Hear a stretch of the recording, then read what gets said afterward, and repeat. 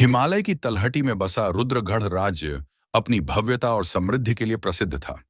यहाँ की रानी रुद्रलेखा केवल सुंदरता की ही नहीं, बल्कि बुद्धि और शक्ति की भी मिसाल थी।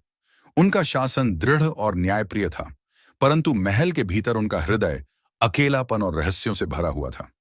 रुद्रलेखा के कक्ष में हर रात एक विचित्र सपना आता, एक रहस्यमय जंगल, एक उज्जवल चंद्रमा और एक साया जो उन्हें पुकारता था। परंतु जैसे ही वे उस छवि को पहचानने की कोशिश करती, सपना टूट जाता। दरबार में उनके सेनापति रणधीर सिंह उनकी सबसे बड़ी शक्ति थे। रणधीर सिंह न केवल कुशल योद्धा था, बल्कि उसके मन में रुद्रलेखा के लिए एक गहरी लालसा भी थी। वह इस राज्य का राजा बनना चाहता था, लेकिन रुद्रलेखा के हृदय तक पहुंच पाना उसके लिए संभव नहीं हो रहा था। एक दिन राज्य के बाहर एक रहस्यमयी साधु सिद्धांत का आगमन हुआ। वह एक दिव्य पुरुष था, लंबे काले बाल, चमकती आंखें और गहरा आध्यात्मिक तेज। उसने साधारण भगवा वस्त्र धारण कर रखा था, लेकिन उसके भीतर अपार शक्ति थी। गांव वालों ने बताया कि यह साधु कोई साधारण पुरुष नहीं, बल्कि दिव्य शक्तियों से संपन्न योगी है। रानी को जब इस रहस्यमयी साधु के बारे में पता चला, तो उनके मन में एक अनजानी जिज्ञासा जागी। उन्होंने संदेश भिजवाया कि साधु को राजमहल में आमंत्रित किया जाए। जब सिद्धांत दरबार में आया, तो जैसे ही रानी ने उसकी आंखों में देखा, समय ठहर गया। उन्हें लगा कि उन्होंने इन आंखों को पहले भी कहीं देखा है, परंतु कहां? आप कौन हैं? रानी ने प्रश्न किया। सिद्धांत मुस्कुराया। जो हूं वह पहचानने के लिए तुम्हें अपने भीतर झांकना होगा। रानी उसकी रहस्यमयी बातों से असमंजस में पड़ गई। इसी बीच रणधीर सिंह को यह साधु तनिक भी पसंद नहीं आया। उसे महसूस हुआ कि यह कोई साधारण व्यक्ति नहीं, बल्कि रानी के लिए कोई गहरी कड़ी रखता है। रात के अंधेरे में रानी को एक अजीब सी अनुभूति हुई। उनके कक्ष में रखे एक दर्पण में हलचल होने लगी।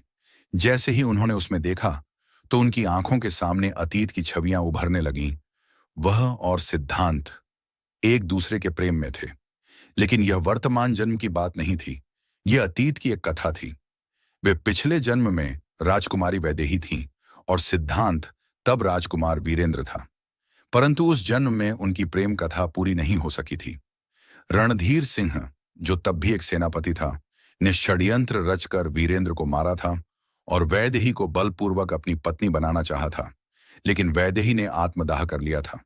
अब यह जन्म उसी कथा का दूसरा अध्याय था। रणधीर सिंह ने महसूस कर लिया कि यदि यह साधु महल में अधिक समय रहा, तो उसकी साजिशें उजागर हो जाएंगी। उसने योजना बनाई कि वह सिद्धांत को रास्ते से हटा देगा। एक रात जब सिद्धांत महल के उपवन में ध्यान कर रहे थे, रणधीर सिंह ने अपने कुछ सैनिकों को भेजकर उन पर आक्रमण करवाया। परंतु जैसे ही सैनिकों ने हमला किया, सिद्धांत ने अपनी आंखें खोलीं। एक तेज प्रकाश फैला और सैनिक अंधे होकर धराशायी हो गए। रणधीर सिंह भयभीत हो उठा। तुम्हारे पापों का फल शीघ्र ही तुम्हारे सामने होगा रणधीर, सिद्धांत ने भविष्यवाणी की। रानी अब निर्णय के मोड़ पर थी। उन्हें समझ आ गया कि वह अपने अतीत को बदल सकती हैं। उन्होंने अपने मुकुट को उतारा और सिद्धांत से कहा, मैं इस राज्य और सिंहासन को छोड़ने को तैयार हूं, यदि तुम मेरे साथ चलो।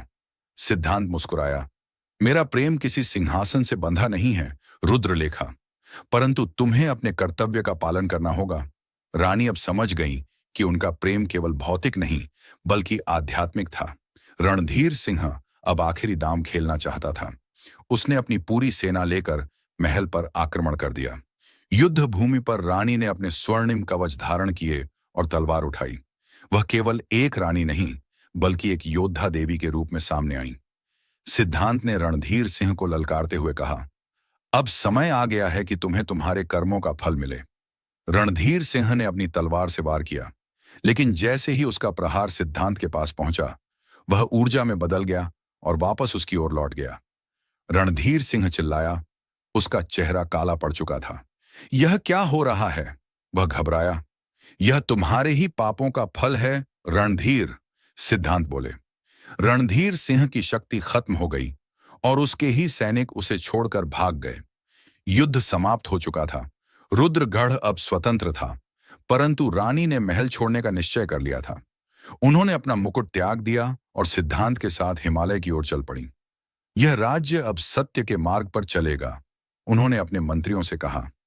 रानी और सिद्धांत एक नए पथ पर निकल पड़े। एक ऐसा पथ जहां प्रेम भौतिक नहीं